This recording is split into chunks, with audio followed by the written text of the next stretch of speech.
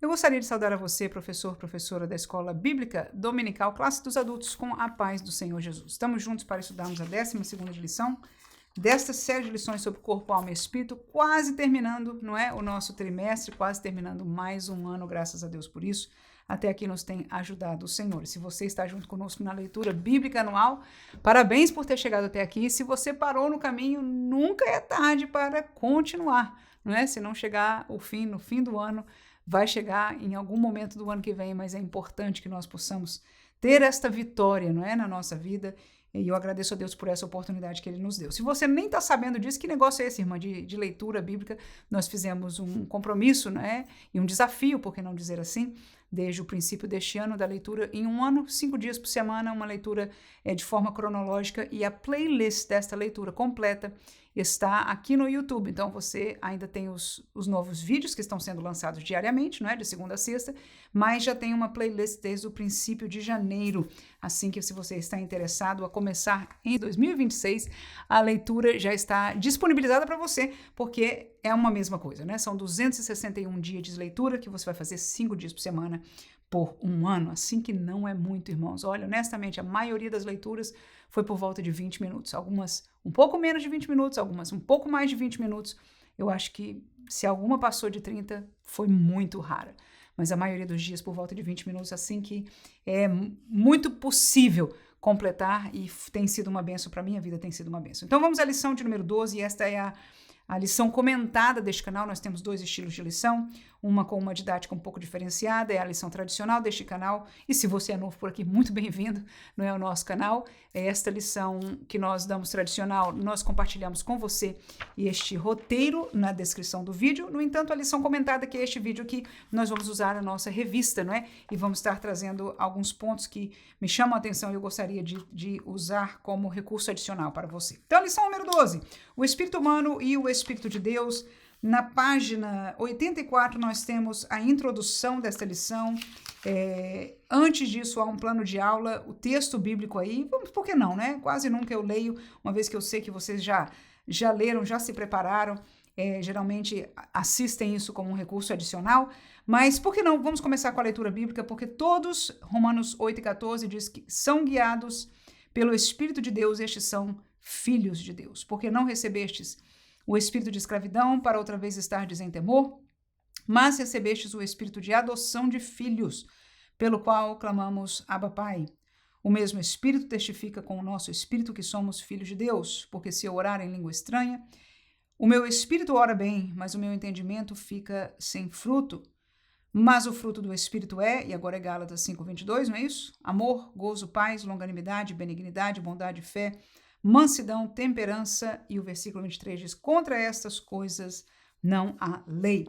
Na introdução e plano de aula, o pastor coloca na parte C, aí onde diz sugestão de método, ele coloca 2 ideias para nós trabalharmos junto com a turma, e eu acho que as 2 ideias estão muito válidas e próprias quando nós falarmos disso, não é? Quando no decorrer da lição eu faria assim, no decorrer da lição eu falar sobre o assunto das línguas estranhas, então eu abriria a oportunidade, ele disse que seria bom alguns testemunhos breves, né? 1 ou 2 somente, daquilo que a pessoa sente como edificação, né?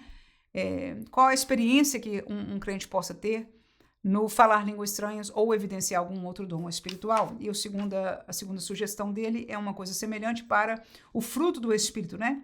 Ele pede para 2 ou 3 pessoas também escolher para falar dos dons, né? No caso do fruto do Espírito, amor, gozo e paz. Então, discutir como essa virtude se manifesta no dia a dia do cristão. Então, você pode tomar tempo aí para ler isso aí. São 2 orientações, 2 ideias que eu achei válidas e que eu acho que vale a pena, se o tempo permitir, não é, estar usando na turma. Então, a introdução diz, nesta lição estudaremos alguns aspectos da obra do Espírito Santo no espírito humano. Trataremos do despertar da consciência da fé, do ensino em toda a verdade, da intercessão, da edificação pelo orar em línguas e do fruto do Espírito. Veremos como o Espírito de Deus é imprescindível para uma vida espiritual autêntica e frutífera. Então tá aí realmente um resumo que ele colocou aqui de tudo que a gente vai falar no processo desta classe. A obra inicial do Espírito Santo é o tópico primeiro, consciência e fé. A ação do Espírito Santo começa em nossa consciência, despertando-a da culpa pelo pecado e apontando a necessidade de perdão. Jesus falou sobre essa obra de convencimento, e é um texto bem clássico sobre isso, João 16:8, que diz: "E quando ele vier, convencerá o mundo do pecado e da justiça e do juízo." Ainda no espírito humano, o Espírito de Deus remove a incredulidade, produzindo a fé mediante a palavra. Eu vou fazer uma pausa já aí, né, para a gente poder explicar alguma coisa. Vou terminar a frase aqui, o que também atinge as faculdades da alma. Então, até aí, algumas notificações que eu faria, tendo em vista que alguma coisa eu usei, inclusive, na outra lição, né? Primeiro que, acerca da obra inicial do Espírito Santo, aquilo que ele faz por nós quando nós éramos ainda pecadores, quando ele ainda não habitava no nosso coração, este trabalho inicial, quando alguém ainda é perdido, não está no caminho da salvação. Então, no nosso roteiro eu coloquei ele que é aquele que provê a mensagem e os mensageiros. Uma das coisas interessantes é ver isso, é ver.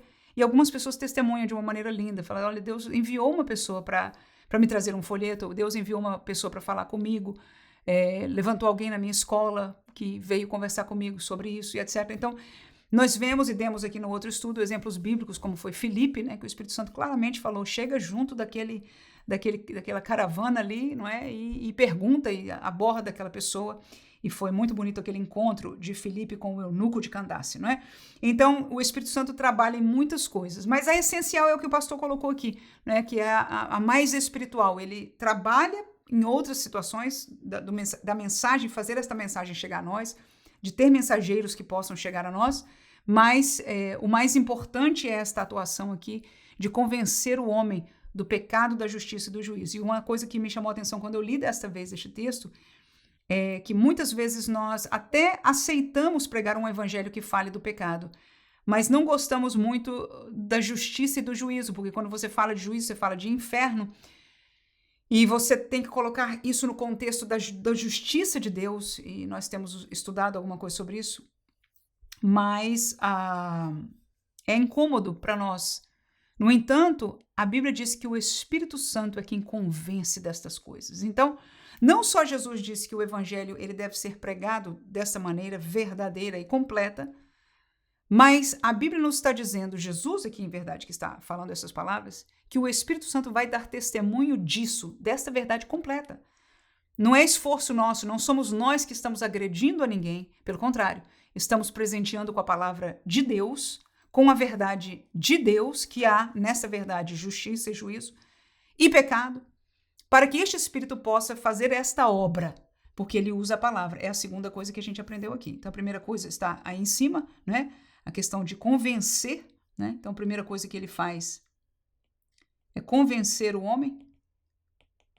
E do quê? O que a gente falou? Vamos colocar aqui como resumo, né? Convencer, tá aqui o versículo na sua frente, aqui na revista, né? Do pecado, da justiça e do juízo. Na verdade, essas coisas estão juntas, na verdade, de Deus contra o pecado, né? Então, a segunda coisa, essa seria a primeira coisa do trabalho do Espírito Santo. Eu coloquei entre asteriscos, entre aspas aqui, né? Permitir que a mensagem e os mensageiros cheguem a nós. Isso aqui não está no contexto da revistinha, mas eu adicionei no outro estudo e eu estou deixando aqui para você como uma dica e já dei um exemplo, que é o exemplo de Filipe, né? E o eunuco, que está em Atos capítulo 8. Atos capítulo 8, você pode procurar lá, tá bom? Que mais? A segunda coisa que nós acabamos de ler aqui, ele fala sobre a questão de ajudar na incredulidade, na fé. Então, a questão do Espírito ajudar com a fé, nós sabemos pelo texto que o pastor colocou aqui, é importante você ler estes textos, tá, irmãos? Principalmente aqueles que a gente selecionar. Como professores, nós deveríamos ler todos os textos bíblicos que o pastor comentarista dispõe para nós. É muito importante. E até nos ajuda até mesmo alguns a gente diz, olha, para mim não encontrei que tenha muito a ver. Ou esse aqui se forçou um pouco. Não tem problema. Nós estamos juntos aprendendo, né? E alguns nós vamos dizer, meu Deus, que texto maravilhoso que esclarece, porque a palavra de Deus, ela que nos dá autoridade, apesar do pastor, ser um homem de Deus, mas a autoridade que ele tem está na palavra de Deus. E nós também, que ensinamos a palavra. A autoridade que nós tenhamos em relação ao ser humano não é nossa, nós não queremos exercer autoridade sobre eles. O que nós queremos é ensinar a palavra de Deus e que ela possa ter, se assim a pessoa aceitar, não é? autoridade sobre a sua vida, porque trará bênçãos. Então, no contexto da fé, Romanos 10 e 17 diz que a fé é produzida pela palavra. Mas o interessante dos outros versículos, como ele botou aqui João 3 e 5, é que ele diz, o novo nascimento é da água e do Espírito. Ou seja, há uma ação conjunta do Espírito de Deus com a palavra de Deus. E isso, na prática, é o que acontece. Alguém ouve a palavra pela boca de um amigo, alguém lê a palavra num folheto evangelístico, alguém escuta na rádio uma mensagem, ou qualquer outro meio que a palavra seja pregada. E eu até lembrei aqui do texto do mensageiro de Paulo, né? Quem apareceu para Paulo foi a palavra viva, foi Jesus. Paulo já sabia da história de Jesus. Ele viveu pouco tempo depois. Ele conhecia o boato de que esse Jesus tinha ressuscitado. Para ele era um boato. Ele perseguia esta seita chamada os cristãos, o caminho que eles chamavam a seita, e que eram os crentes, né? Ele era o perseguidor, um grande perseguidor dos crentes. Mas este Jesus ressuscitado apareceu. E quando ele perguntou quem és, Senhor, ele disse, eu sou Jesus a quem tu persegues. Ou seja, agora Paulo estava vendo a palavra viva. Ele aprendeu não porque ele leu que Jesus ressuscitou, aleluia, ainda que ele conhecia todo o Antigo Testamento, era um homem muito estudado, muito conhecedor da lei de Deus. E aí, depois de aprender sobre Jesus e ouvir de Jesus, e que Jesus depois também tornou a estar com ele, não é isso? Então, aquilo juntou-se com todo o conhecimento que ele tinha da lei e tornou-se este mestre que nós temos na Bíblia Sagrada, o apóstolo Paulo. Mas o importante que eu estou dizendo é que a palavra viva, como apareceu para Paulo, ou um folheto, ou alguém que lê um versículo bíblico, ou alguém que comentou, falou algo da palavra de Deus conosco, a palavra, ela gera fé. Como, irmã? Não sei. É um mistério. Como Deus faz isso, eu não posso explicar. Até porque ele está atuando de fora, ou seja, ele ainda não habita no coração dessa pessoa. Aleluia! Então, que dimensão, como acontece, eu não sei. E para ser sincero, eu não preciso saber. Aleluia! O que eu preciso saber é aquilo que opera em mim, porque quando eu leio a palavra de Deus, mesmo crente, a palavra gera fé no meu coração, ela fortalece, ela me dá vigor espiritual. Mas eu sei que quando eu não era, ou quando eu prego a palavra de Deus para alguém, eu vejo na sua feição mudar. E eu sei o que está acontecendo porque a Bíblia me deixa saber. Aleluia. O que é? É o Espírito Santo que toma essa palavra e começa a convencer o homem. Então, nosso dever não é convencer ninguém. E isso nos tira um peso muito grande das nossas costas, não é assim? Porque o nosso dever é falar a verdade. Nós não precisamos esconder parte da verdade.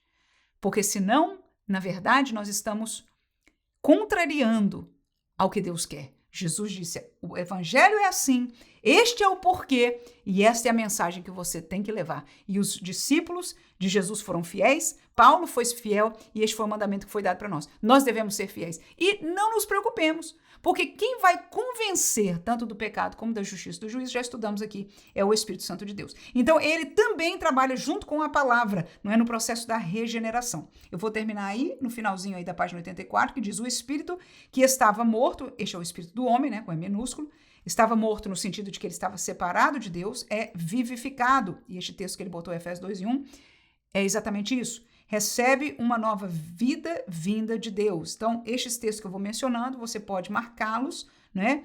E chamar um irmão, né, da classe para ler estes textos. Como eu disse, nós deveríamos ler todos, mas marcar algumas lições, tem muitos, que talvez o tempo não nos daria. Então, nesse caso, você seleciona alguns que você acha que melhor cabe. E depende também da facilidade de encontrar os textos de leitura dos nossos alunos, né, de grupo para grupo, vai mudar isso aí. Este novo homem, eu estou terminando aqui, o homem espiritual obtém uma mente renovada e passa a viver guiado pelo Espírito de Deus. Assim, a pessoa que ainda não foi transformada por Deus, ou seja, o homem natural, não consegue entender as coisas que vêm do Espírito de Deus. Isso aí é muito interessante, eu vou já fazer um comentário sobre isso. Para ela quem? A pessoa que ainda não foi transformada por Deus, ok? Que, em primeiro lugar, já vimos, não consegue entender as coisas que vêm do Espírito. Para ela, essa pessoa, essas coisas, ou seja, as coisas de Deus, parecem sem sentido, como se fossem loucura.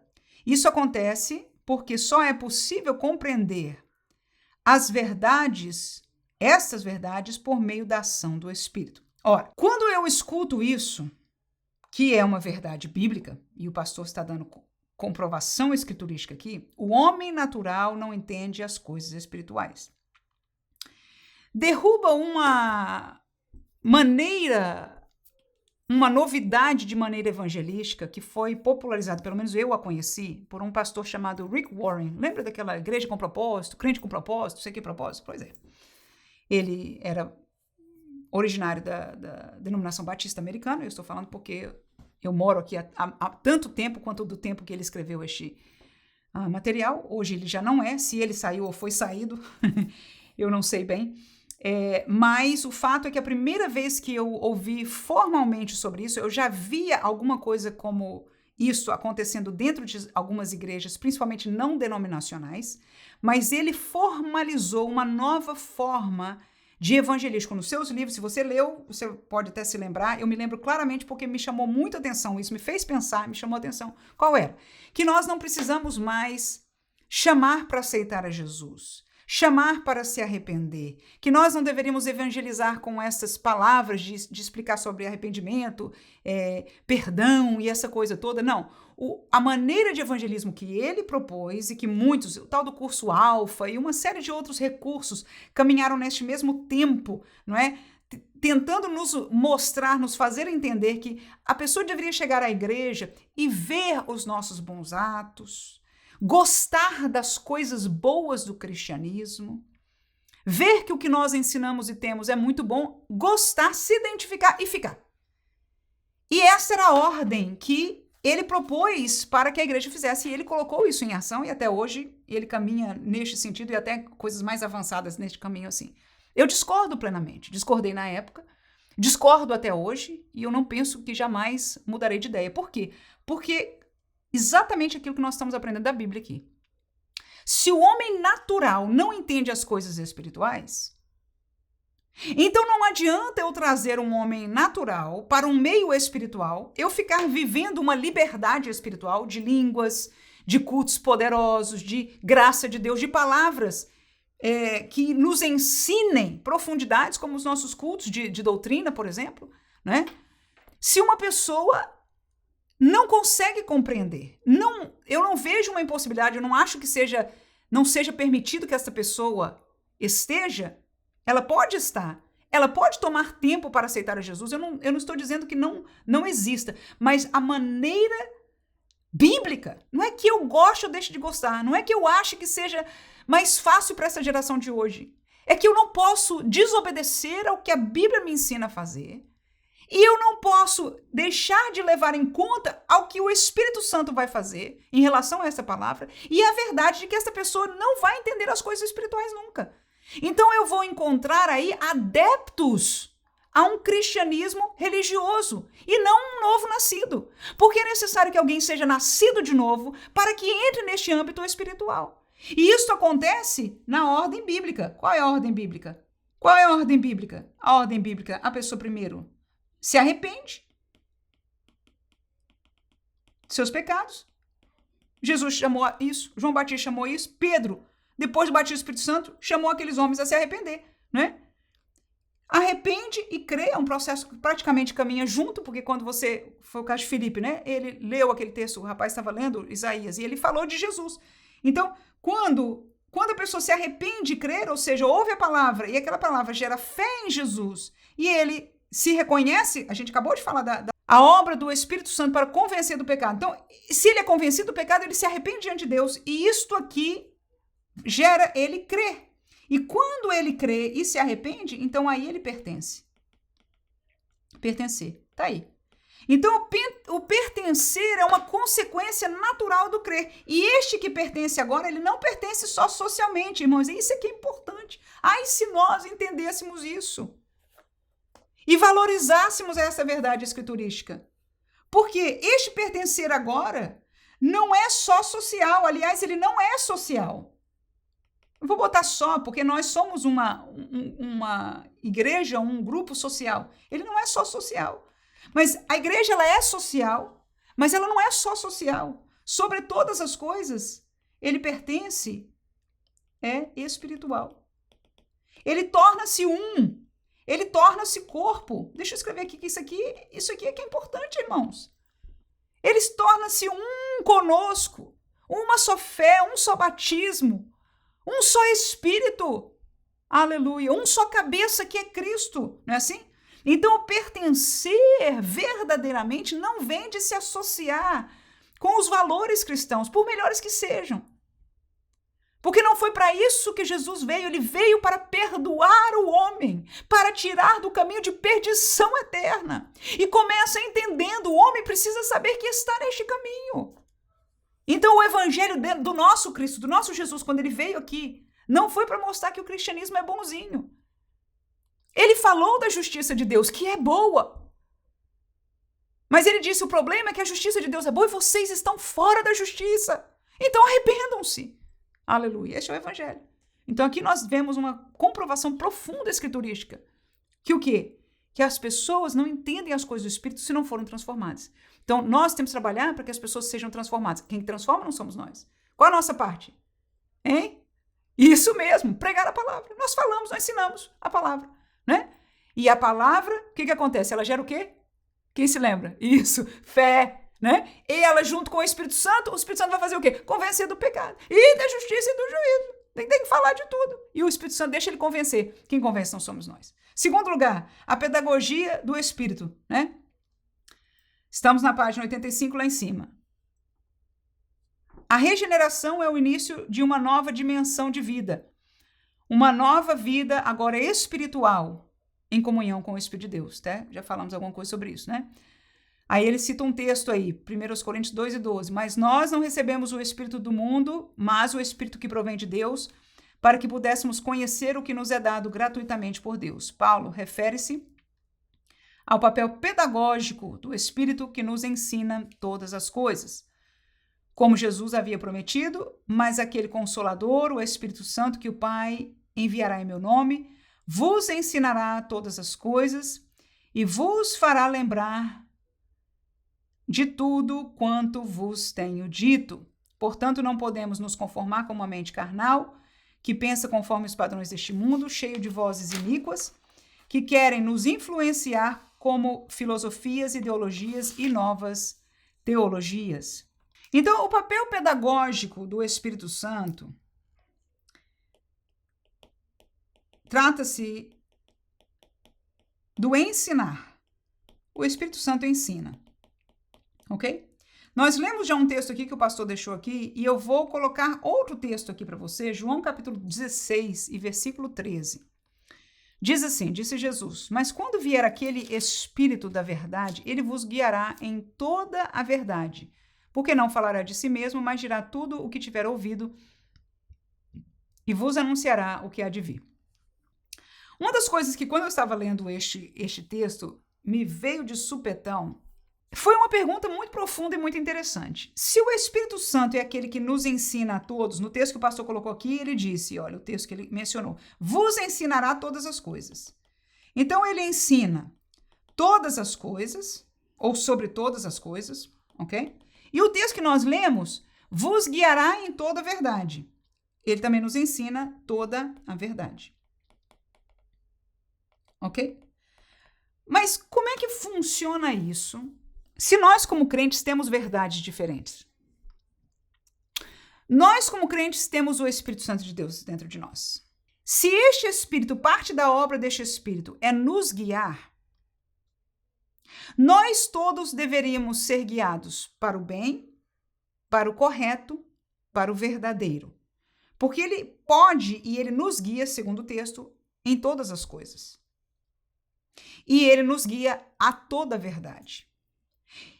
E há grupos dentro do mundo evangélico que creem em determinadas verdades, inclusive sobre o assunto da salvação mesmo. Um crê numa coisa e o outro crê numa outra coisa que está oposta a essa. Que não há como colocar uma coisa junto com a outra. Ou Deus salva dessa maneira, usa isso, ou Deus salva dessa maneira, usa isso, ou uma terceira, mas estas duas não se convergem. E se ambos somos crentes e temos o Espírito de Deus nos ensinando, como é que funciona isso? Será que o Espírito ensina coisas diferentes a grupos diferentes de crentes? Profundo, né, irmão? Bem interessante. E pensando sobre isso, a minha resposta, e eu creio que a minha resposta vai fazer sentido bíblico e sentido racional para você também, é que ele ensina uma mesma coisa. O Espírito Santo, ele não pode ensinar nada fora da verdade. Mas o papel ensinador na minha cabecinha aqui não é só do Espírito Santo. Eu tenho o Espírito Santo habitando em mim, mas eu também leio livros. Eu também tive pastores, professores, discipuladores que influenciaram a minha vida desde a minha infância. Eu posso ter ouvido algumas pregações, eu posso ter alguns pensamentos meus que vieram da realidade da minha vida que eu vivi. Ou seja, todo homem tem fontes que não são o Espírito Santo. Uma delas é a própria Bíblia Sagrada, você aprende do que você lê, ok? Só que, como a Bíblia é a verdade, o Espírito Santo vai esclarecer. E essa é outra coisa muito interessante, porque entre as nossas diferenças, os dois lados dizem isso é o que a Bíblia diz e o outro diz isso é o que a Bíblia diz. Mas, como o Espírito Santo nos guia à verdade e a verdade não pode ser dupla, ela não pode ser...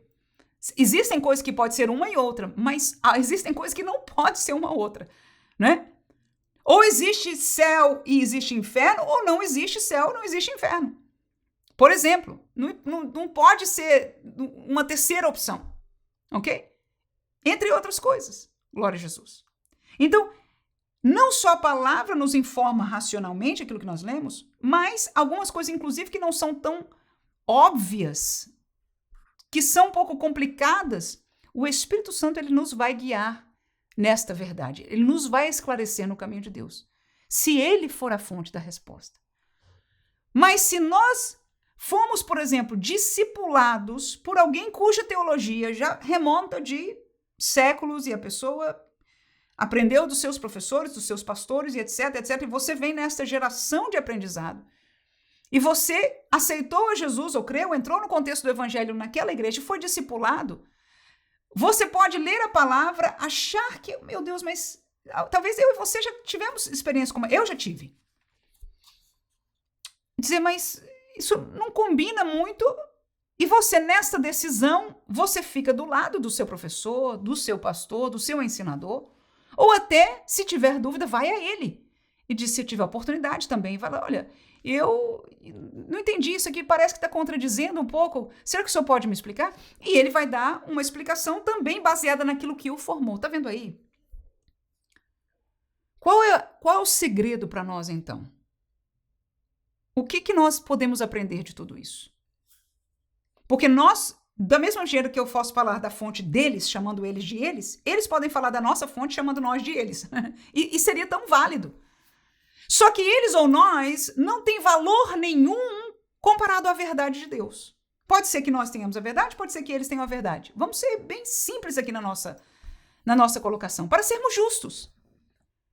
Nós creemos ter a verdade, eles creem ter a verdade. Mas essas verdades estão separadas. E a gente aprendeu hoje, estamos sendo lembrados pela palavra, que o Espírito Santo nos guiaria em toda a verdade. Então, quais são as duas coisas? Primeiro, vá à fonte do Espírito Santo. Todos os dois versículos falam que ele não fala do que é dele, mas fala do que é de Cristo. E o que é de Cristo já foi revelado e está aqui para nós. As palavras que Cristo deixou foram reveladas, está aqui nesta palavra. Então, se nós lermos a palavra, nós estamos dando o primeiro passo. Não é os livros de teologia, é a palavra. Livro de teologia é secundário, porque teologia foi o que alguém, lendo a palavra, estudando, descreveu como aquilo que Deus é. No entanto, a Bíblia é a revelação de Deus, de quem ele é, de uma maneira ímpar, histórias, colocações diferentes. Ele não fez muito fácil para nós, mas também não fez tão difícil. Fez suficiente para que quem quer vai encontrar aqui quem ele é. Ok? Então, nós vamos, em primeiro lugar, à Bíblia. Mas, em segundo, nós vamos pedir ao Espírito Santo que nos esclareça, que nos faça entender, que nos confirme a verdade da Escritura.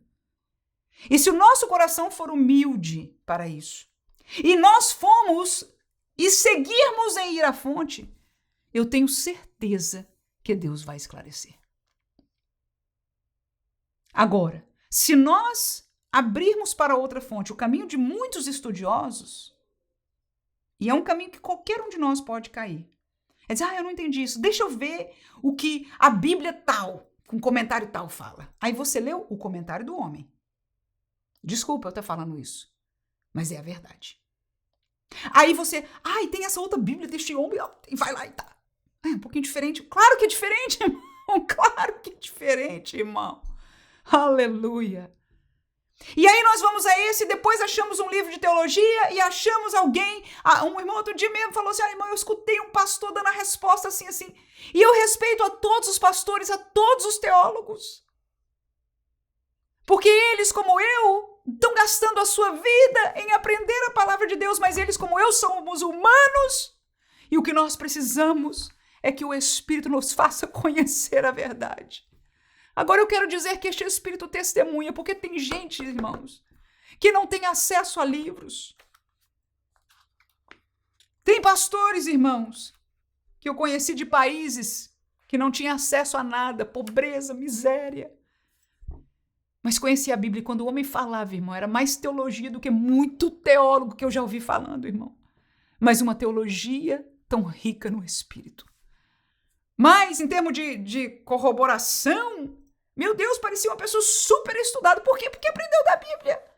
E este Espírito Santo é a promessa dele. Isso nos tem que deixar, pequenos, humildes, para que ele revele a verdade a nós. Porque entre nós aprendermos e estudarmos a teologia, nós estamos nos tornando, ao invés de humildes, grandes.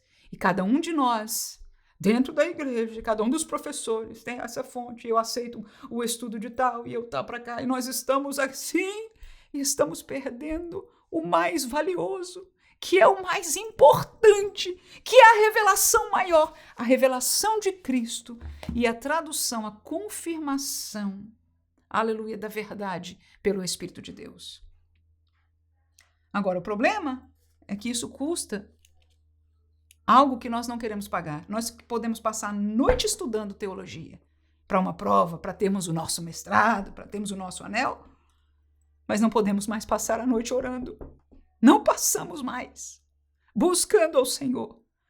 Os nossos mais velhos das outras gerações, quando não entendiam, choravam, entravam nos seus quartos e diziam e clamavam, Senhor, faz-me entender a tua palavra mais. Eu ainda ouvi o testemunho de pastores que faziam isso, ainda. E sabe, agora ao falar com você, porque eu faço isso também, eu quero deixar o meu testemunho de uma outra geração, que ainda, algumas vezes eu vou gravar o devocional, tem um canal pequenininho aqui no YouTube que chama Devocional Simples Pentecostes. Eu sigo o texto bíblico, versículo, meditando, e alguns textos às vezes eu não sei, eu não tenho a clareza. E antes de eu buscar outras fontes, eu oro, meu Deus. E o Senhor dá-me entendimento da tua verdade. E se eu não tiver, eu não vou falar daquilo que eu não tenho. Mas quantas vezes o Senhor foi gracioso de me fazer entender, ou de até depois, lendo alguma outra coisa, descobrir qual é o caminho verdadeiro. Glória seja dada ao nome de Jesus. Aqui o pastor terminou este tópico dizendo, portanto, não podemos nos conformar com uma mente carnal, tá aí, que se conforma com os padrões deste mundo, com vozes que nos influenciam de filosofias, ideologias e novas teologias. Todas essas coisas. Você pode ler o texto de Colossenses, é um bom texto para ler, tá? 2:8. Filosofias e ideologias estão dentro da igreja. Estão dentro da igreja. Não só as novas teologias. Não só as novas teologias. E tem mais uma coisa, estão tomando um espaço como nunca antes. E eu vou dizer por quê. Porque nós abandonamos a palavra de Deus. E não foi nem como que se perdeu como no tempo antigo. Lembra quando acharam o livro da lei? Tinha perdido o livro. Hoje todo mundo tem o livro. Todo mundo tem nos seus telefones, para todo lado. Mas nós não damos valor. Ele serve como um amuleto e ele serve para, às vezes, achar alguma coisa que corrobore com aquilo que a gente quer. Que o sangue de Jesus nos cubra. Que nós possamos voltar a amar e a ler a palavra de Deus. Para que o Senhor possa fazer esta obra em nós. A renovação da mente. Devemos viver em constante contato com o Espírito de Deus para que, com uma mente sempre renovada, desfrutemos de sabedoria divina imprescindível para o nosso viver diário. Romanos 12:2. Para isso é fundamental uma vida de consagração total. Quando você fala de renovação, irmão, renovação da mente é o tópico 3, né? Aqui, 3. É bonito. O pessoal, pregador, falava, vamos pregar sobre a renovação da mente, do seu entendimento. Muito bonito. Mas o texto bíblico aí, vamos para a Bíblia, né? Romanos capítulo 12, versículo 1 e 2, um texto bem conhecido nosso. Só que às vezes a gente para naquilo que nos interessa. E eu não estou fora disso, não. Eu também tenho os meus interesses. Eu também sou tão humana como você. Paulo diz, rogo-vos, pois, irmãos, pela compaixão de Deus, que apresenteis o vosso corpo em sacrifício vivo, santo e agradável a Deus, que é o vosso culto racional. E não vos conformeis com este mundo. Mas, aí vem a parte bonita que todo mundo gosta, transformai-vos pela renovação do vosso entendimento. Então, transformação pela renovação do entendimento é precedida, ou seja, antes dela vem algumas coisas aí. Qual é? Primeiro, o corpo é um sacrifício vivo e santo e agradável a Deus. O corpo é um sacrifício. O que o meu e o seu corpo tem sido sacrificado por Jesus? Como sacrifício vivo. Dias, horas, santo. A aparência não o que eu queira, mas o que agrade a Deus. O que é que em nosso corpo, tempo, o que quer que seja, nós temos nos sacrificado. Porque para ver a transformação, né, do entendimento, o bonito que nós queremos falar dele, esse é o centro. Ele diz, em primeiro lugar, que o vosso corpo, e eu rogo, irmãos, que apresentem o vosso corpo. Apresentem o vosso corpo. Aonde é que nós temos apresentado o nosso corpo em sacrifício? Fala, agradável a Deus, que é o vosso culto racional. Será que Deus tem sido o nosso culto racional? Sabe o que é o culto racional, irmã? É entendido. Não é só das coisas do Espírito, não é só cantar. Não é só sentir algo espiritual. Eu sou pentecostal e eu sou pentecostal daquela que fala língua estranha mesmo, irmão. Sente a presença de Deus, a graça de Deus. Eu não tenho problema nenhum com os dons espirituais, com a realidade espiritual do pentecostalismo genuíno bíblico. Mas antes de mais nada, ele é o meu culto racional. Para eu ter um culto racional a Deus, eu tenho que conhecê-lo racionalmente e eu conheço pela palavra de Deus. É ela quem me diz quem Deus é, como ele é, o que ele quer. Todo mundo fala sobre a vontade de Deus, mas é interessante que a vontade de Deus mais parece com a nossa vontade do que a dele mesmo. Então a segunda coisa é Deus como nosso culto racional. Ou seja, eu cultuo a Deus por aquilo que eu sei que ele é, que eu sei que ele gosta. E eu sei pela revelação. E em terceiro lugar, não vos conformeis com este mundo. Não conformar com o mundo. Mas a teologia de hoje, o que o pastor fala aqui de teologias modernas? Novas teologias. A mais nova, fresquinha, que avivamento.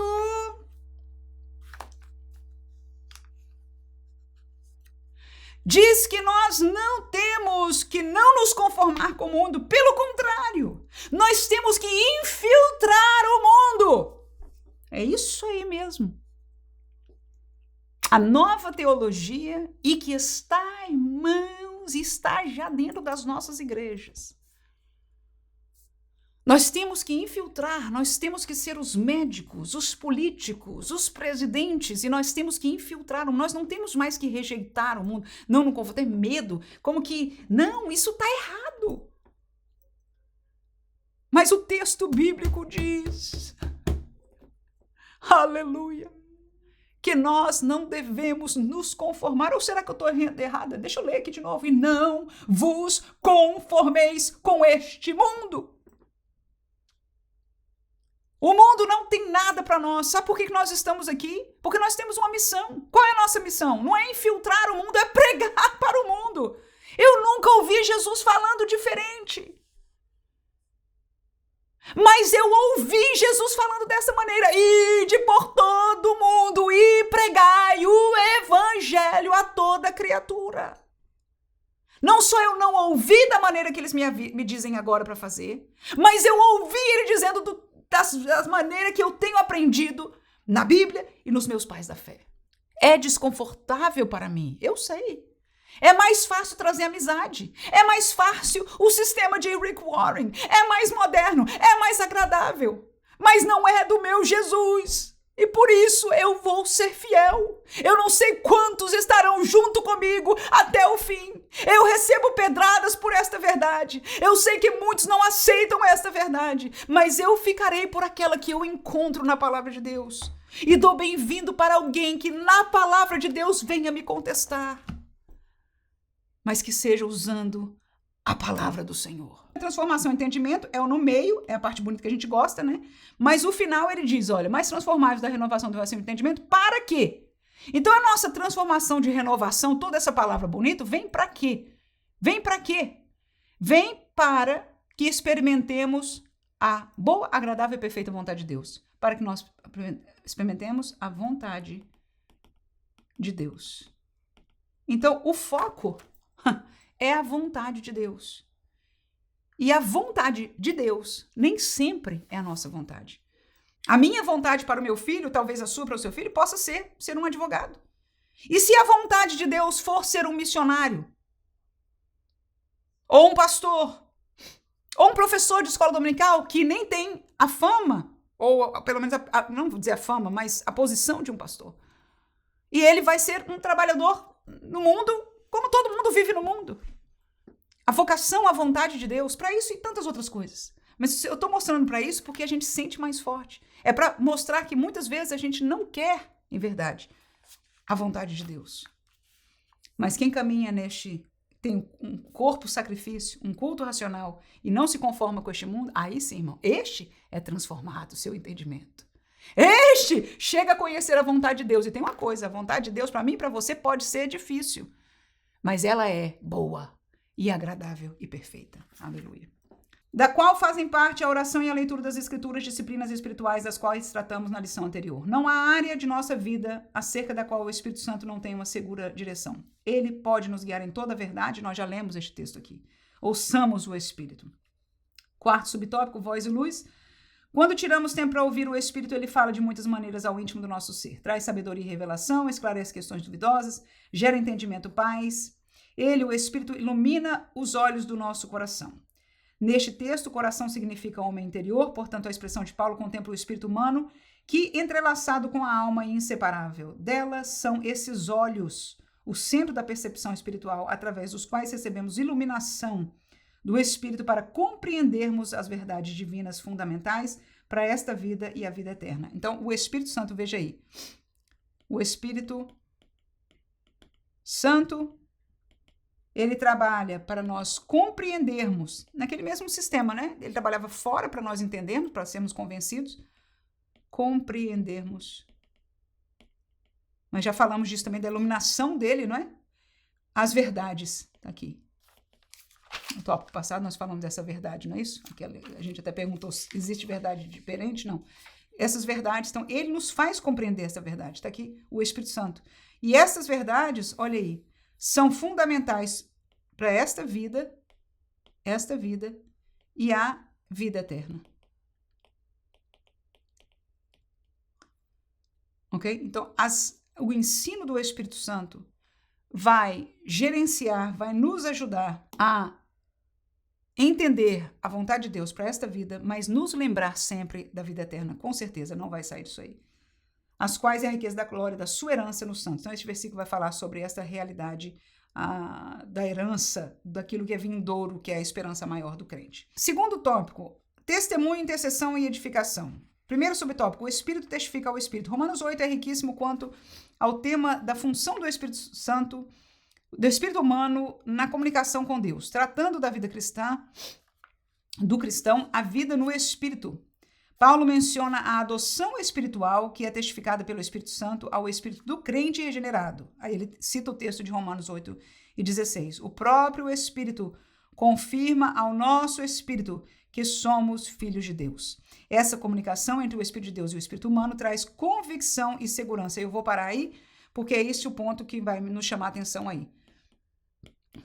Nós temos convicção e segurança. Do que, irmã? Da salvação.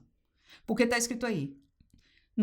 O Espírito confirma ao nosso Espírito que somos filhos de Deus. Ser filho de Deus é ter a salvação, é ser nascido de novo, é saber que vai para o céu. Então, esta convicção, ela é uma obra do Espírito. É Ele que nos faz sentir que somos filhos de Deus. E é própria obra de quem tem esta experiência. Eu comentei na outra classe, vou comentar aqui com você. Ontem eu estava lendo mais uma vez a biologia de Susanna Wesley, e ela menciona a vinda de seus filhos, John e Charles, né, que vieram para os Estados Unidos como missionários da igreja inglesa. E quando eles voltaram diferentes. Eles vieram dar e, na verdade, receberam. Quando estiveram nas missões, eles receberam um novo nascimento. Eles contaram para sua mãe que eles nunca tinham tido esta experiência, né, da justificação pela fé, de se sentirem salvos. O que marcou a vida de um deles, falou claramente, é que pela primeira vez eu tenho convicção da minha salvação. Então você imagina, irmão, alguém que nasceu dentro do evangelho, e quem lê os escritos de Susanna Wesley e os estudos e vê a vida deles, você vai dizer, são crentes, são estruturados, conhecem. O marido dela era pregador, era pastor, e não tinha uma experiência de salvação. E eles aí começaram a pregar e chamar as pessoas à experiência de salvação. E até a história diz que Susanna, numa santa ceia, quando alguém da família, eu penso que era cunhado, serviu a santa ceia e repetiu as palavras da Bíblia, ela diz que naquele momento ela sentiu uma verdade de Deus tão grande no seu coração que lhe deu uma convicção especial. Foi a experiência que ela teve. Mas o que eu quero confirmar aí é que é possível estar na igreja, ser evangélico sem ter uma experiência com Deus. E que o caminho é o caminho da pregação da palavra de Deus completa e que o Espírito Santo nos vai convencer do pecado, da justiça e do juízo.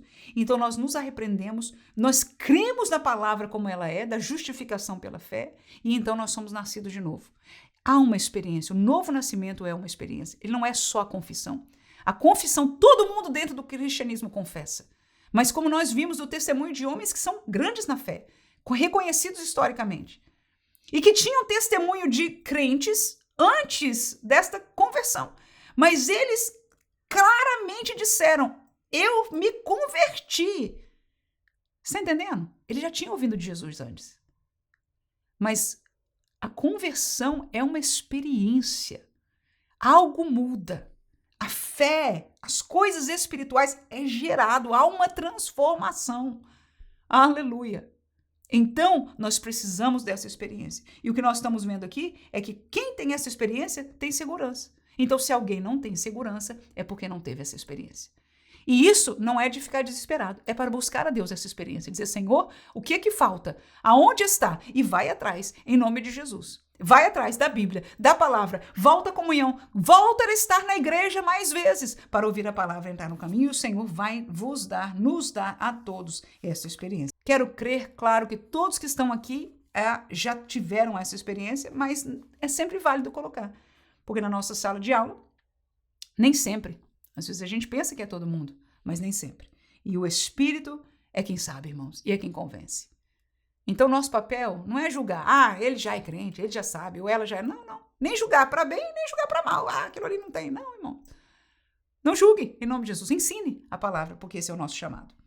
Vou pular para o segundo tópico. O Espírito intercede. Eu acho que esse é o finalzinho, não. Acabamos deste subtópico, né? Não vou ler, não, porque isso aqui eu não tenho nada a acrescentar, tá? Você pode... Eu leria os textos que ele mencionou aí, de Romanos 8, 2 e 27, Efésios 3 e 20... É bonito saber que o Espírito Santo ele intercede por nós. É uma outra atuação, mas é autoexplicativa a lição aqui.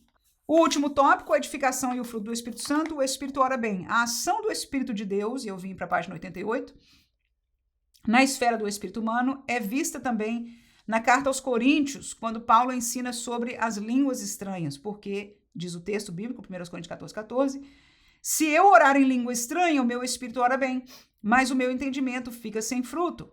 E alguns até usam isso para dizer, nós temos que, porque isso aqui, afinal de contas, para aquele língua estranha, porque você ora bem, mas e o entendimento? Tem que ter entendimento. Tá bom. No versículo seguinte, Paulo dá a resposta. Então, ele diz assim mesmo, então, eu vou orar no Espírito e vou orar com entendimento. Eu vou cantar no Espírito e vou cantar com entendimento. Está aí a solução, irmão. A solução para a igreja pentecostal não é parar de falar em línguas para ser mais ortodoxa. Nós não precisamos deixar o que é de Deus, os dons de Deus, que foi Ele que deu para nós. Se nós usamos deles legitimamente, é dele. Nós não precisamos para ter ortodoxia. Nós somos ortodoxos porque nós amamos, reverenciamos, estudamos e devemos fazer isso, a palavra de Deus. E somos, tem mais, dependentes do Espírito. Nós não somos dependentes do léxico grego. É uma benção. Mas nós não somos dependentes. Nós não somos dependentes dos grandes teólogos da história. São e foram uma benção, mas nós não somos dependentes. Nós somos dependentes da revelação que já foi dada e do Espírito que confirma em nossos corações. Será que eu ouvi um amém? Oh, glória! Aleluia! Irmãos, é sério. As línguas estranhas são articuladas segundo o Espírito de Deus. Quando oramos em línguas, portanto, oramos segundo o Espírito. Esse processo de articulação espiritual atinge o perfeito propósito divino. O meu espírito ora bem, diz o texto que lemos. O espírito ora bem, mas nosso intelecto não compreende a mensagem. Mesmo assim, somos edificados. Pode ler aí o texto de 1 Coríntios 14, 4. Eu usei todos estes textos para essa lição aqui, tá? Paulo não apenas orava, mas também cantava em línguas, que é o versículo 15 que eu mencionei aí. Cante, ore em línguas, em espírito, ore com entendimento, cante em línguas, cante em espírito, cante em entendimento. Que desfrutemos mais desse extraordinário recurso de edificação espiritual, aperfeiçoando o nosso espírito na comunhão do Espírito de Deus. Aí duas coisas que eu vou falar. Primeiro, é para edificação? É. Edifica, edifica. E nós, irmãos, escuta, por favor, crentes deste século, precisamos ser edificados. E nós estamos querendo ser edificados pelas canções de hoje e nós estamos sem edificação. Não vou caminhar no mistério disso, não. Mas eu vou enfatizar o que é Bíblia que nós estamos aprendendo aqui nessa lição. É que falar em línguas estranhas edifica o crente, fortalece, deixa ele mais feliz, mais alegre, mais sustentado, com mais graça espiritual. Então, se nós queremos vitória espiritual, alegria espiritual, fortaleza espiritual, e eu sei que muitos de nós por dentro geme, porque estamos morrendo, minguando por dentro, vamos voltar a este princípio. Não é batizado, busque o batismo no Espírito Santo, em nome de Jesus. É batizado, não deixe. Não deixe, não pare essa oração até que o Senhor encha o teu coração de graça e você volte a falar línguas estranhas. Não impeça. Se está numa oração, no culto, um hino, sendo cantado de adoração a Deus, não é contra a lei de Deus falar em línguas, pelo contrário. E tem mais, o apóstolo Paulo, acho que é no versículo 18 deste texto aí mesmo, esse texto 14 aí de 1 Coríntios, ele diz, graças a Deus que eu falo mais língua do que todos vós. Está aí. Está aí a palavra do grande teólogo Paulo de Tarso, o grande apóstolo, ele sim foi apóstolo chamado por Deus. E ele falava em línguas, mais do que todos nós, mas também falava com entendimento. E trouxe este presente dado por Deus, com certeza, ele foi veículo destas cartas maravilhosas que ensinam a doutrina para nós. Então, irmãos, em nome de Jesus, queremos edificação. É o melhor. É o que Deus tem para nós. Não deixe o seu estudo, o seu caminho, o dia a dia, a vida, toda a realidade que nos está cercando, a ostentação, nos tirar do mais simples. Porque este simples, irmão, é de Deus. E tem uma coisa, a gente precisa. A verdade é que a minha alma e espírito e o seu precisam. Nós estamos sedentos, precisamos ser edificados. E algumas vezes na igreja que eu estou, uma igreja nova, eu fui quase 30 anos membro de uma igreja, Assembleia de Deus aqui, brasileira, no sul da Flórida, e agora hoje, há mais ou menos um ano e meio, sou membro de uma igreja Assembleia de Deus americana, um louvor diferenciado, e às vezes eu olho no final do louvor, o rosto, a feição das pessoas, eu sinto falta, irmãos. Eu sinto falta daqueles hinos que os meus irmãos cantavam com simplicidade, mas que eu via a graça de Deus e algumas lágrimas caindo e eles repetindo aquela verdade com tanta graça. Durante o louvor, as mãos estão levantadas, as caras estão com aquelas feições. Mas eu conheço algo melhor. Eu conheço algo melhor. Eu conheço O tempo que estes louvores nós cantávamos e aí logo estávamos falando línguas estranhas. Nós precisamos voltar a isso. Quem tem sede, ouça o que o Espírito diz às igrejas. O Espírito ora bem, mas nosso intelecto não compreende a mensagem. Mesmo assim somos edificados. Paulo não somente orava, mas cantava em línguas, que desfrutemos mais deste extraordinário recurso de edificação espiritual, aperfeiçoando nosso espírito na comunhão com Deus. Ainda que não entendamos com a mente, o nosso interior é fortalecido com poder. Falar em línguas é um presente divino e renova a nossa fé. Amém, é verdade, confirmo isso. Na Bíblia e na prática. Subtópico 2 e último, não é? Mas a conclusão é fogo, irmão. A conclusão é forte. Eu tenho que correr aqui, porque não vou falar mais muita coisa, não, porque a conclusão é forte. Outra maravilhosa é o subtópico 2, o ápice da vida cristã. Maravilhosa obra do Espírito Santo no crente é a produção de virtudes listadas por Paulo em Gálatas 5:22, chamadas frutos do Espírito. Representa o ápice da vida cristã e envolve nosso ser por inteiro. O espírito do convertido é santificado pelo Espírito de Deus dia após dia, haveis sido santificados pelo Espírito nosso Deus. A obra do Espírito de santificação vai progredindo e o crente passa cada vez mais a expressar amor, alegria, paz, longanimidade, benignidade, bondade, fidelidade, mansidão e domínio próprio. Isso é viver e andar no Espírito. Então, eu não chamaria de ápice, eu falaria neste tópico sobre os dois processos de santificação, brevemente, se der tempo, né? Mas eu posso já compartilhar com você. Existem duas palavras que estão por trás de santificação na Bíblia Sagrada. Eu estou falando do original, na palavra no original. Uma nós traduzimos para santificação e outra também para santificação, mas uma está se referindo à santificação imediata que acontece no ato da salvação. Ela é posicional, nós saímos das trevas e agora somos santos, nós somos separados para Deus, nós pertencemos a Deus. Esta é a primeira santificação. Ela é imediata, então eu não usaria a palavra ápice, talvez o ápice seria ela, porque você está recém-nascido novo. No entanto, existe a outra santificação, que é uma palavra que significa um processo de aperfeiçoamento.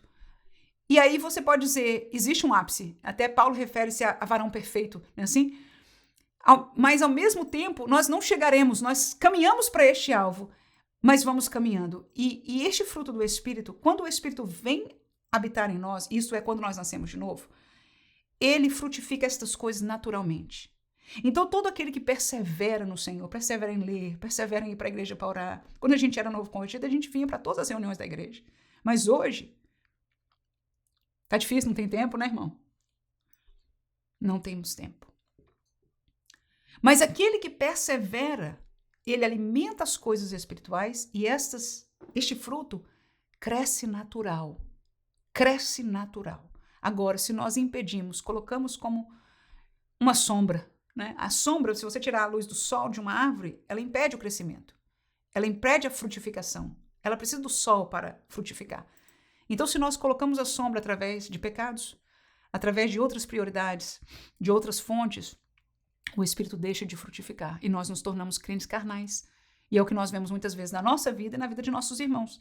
Sem julgar aqui, eu estou falando de uma realidade. Muitas vezes já falamos isso em algumas classes. Então, este é o que acontece neste caso aqui, e essa seria a minha explicação. Conclusão, é Cristo quem proporciona esta profunda comunhão do espírito humano com o Espírito de Deus. Como Paulo afirma, o que se ajunta com o Senhor é um mesmo Espírito. Por isso, não nos enganemos, quando o Espírito de Deus age em nós, ele sempre glorifica a Cristo. Este texto eu li, João capítulo 16, versículo 14, vou ler aqui com você também. E deixa o último chamado de atenção para nós nessa lição. E graças a Deus que é o pastor que está falando aqui conosco. E graças a Deus que para cima do pastor é a Bíblia. Então vamos à Bíblia. Amém, irmãos? 16 e versículo 14 diz: Ele me glorificará. Isso é Jesus falando sobre o Espírito Santo. Porque há de receber do que é meu e vou-lo há de anunciar. Então, Jesus está dizendo que este Espírito, quando vier, ele vai me glorificar. Porque o que ele recebe, o que ele tem para dar é meu, e ele vai anunciar o que é meu. Até tem um outro versículo que fala exatamente aqui. Ele vai falar daquilo que eu já revelei, daquilo que eu já falei. E é assim mesmo que funciona. Alguém está sendo usado pelo Espírito? A glória não é dele. E, na verdade, nem o Espírito toma glória para ele. Ele está trazendo o que Jesus mandou dar. Este Espírito é o operador em nós. E nós somos vaso para ser usado. Então, se alguém, ao ser usado por Deus, não está glorificando a Cristo, Não faz com que a glória, a dependência da pessoa seja totalmente de Cristo, mas se torne dependente da sua próxima profecia, do seu apostolado, do seu ensino, da sua pregação, da sua revelação, do que Deus tem revelado a você. Se a pessoa está presa a voltar a você, você não está glorificando a Cristo. E se nós, como pessoas, estamos presos a voltar à próxima revelação de alguém, escute, por favor. Este não é de Deus. Este não é de Deus. Porque a ordem da pregação da palavra de Deus é nela, Escritura, na nossa congregação, o que Paulo disse, deixando alguns, né, não deixando a nossa congregação, é na nossa congregação. E não é pecado ouvir um pastor, uma vez ou outra, que você veja uma pregação que foi vista por muitos, deixa eu ver que pregação é essa, você se alegrar. Não, mas depender da próxima visão, da próxima profecia, do que o apóstolo fulano vai falar. Não, irmãos, alguma coisa está muito errada com isso. Então eu estou pincelando aqui, também não vou caminhar mais muito por isso aí. Vamos deixar na palavra que tudo que o Espírito Santo faz, quando ele age, ele glorifica a Cristo, ele coloca Cristo, ele coloca o homem, a mulher, o crente junto, mais perto de Cristo, aleluia. Menos dependente do homem, mas mais dependente de Deus. Que Deus ricamente ajude a você. Não sei se vai me ver antes do Ano Novo, do Natal, mas se não, Feliz Natal para você. E se estiver aqui conosco antes do Ano Novo, mais uma aula, a gente se despede lá, mas se não também, Feliz Ano Novo, que Deus abençoe você, sua família e continue vos usando. E eu espero que sejam renovados, né, os pactos, no melhor sentido, de continuarem sendo professores para o ano seguinte, porque verdadeiramente é uma grande dádiva de Deus. Oremos para que a escola dominical continue viva em nosso país, em nome de Jesus. E que hajam corações como os seus e os meus dispostos a, como diz o versículo que a gente aprendeu, né, sacrifício do nosso corpo. Só eu e você sabemos que nós estamos aqui 1 hora aqui com a irmã Manuela. Meu Deus, 1 hora da minha vida. Para alguns seria hora perdida. Alguns irmãos, algumas vezes eu peço desculpa pelo tempo e algum irmão carinhosamente diz, não, irmã, quando nós estamos nos alimentando da palavra de Deus, não é perca de tempo. E eu sei que não é, aleluia. Mas é tempo da nossa vida e que muitas vezes a realidade nos complica, mas é um sacrifício do nosso corpo. Saibamos que nós seremos recompensados, ainda que não fazemos pela recompensa. Mas, sobremaneira, estamos agradando ao nosso Deus. E assim sendo usados verdadeiramente por Deus. Minha oração é que o Senhor possa usar a você cada vez mais para a glória dEle. Aleluia. Que nós, em nossa humildade, nós queremos ser usados para a glória dEle. Para que as ovelhas sejam discipuladas e sirvam a Ele, seja na nossa escola dominical, seja na nossa igreja, seja em outro lugar, aonde Deus os tenha para levar. Que eles possam ter sido alimentados, fortalecidos, enriquecidos na verdade de Deus, e agora nós ficamos com a alma lavada, felizes, porque compartilhamos da palavra. Paulo sentia-se assim em relação às igrejas, que ele levou a palavra e discipulou cada um deles, que nós possamos sermos abençoados com essa mesma bênção, em nome de Jesus. Amém.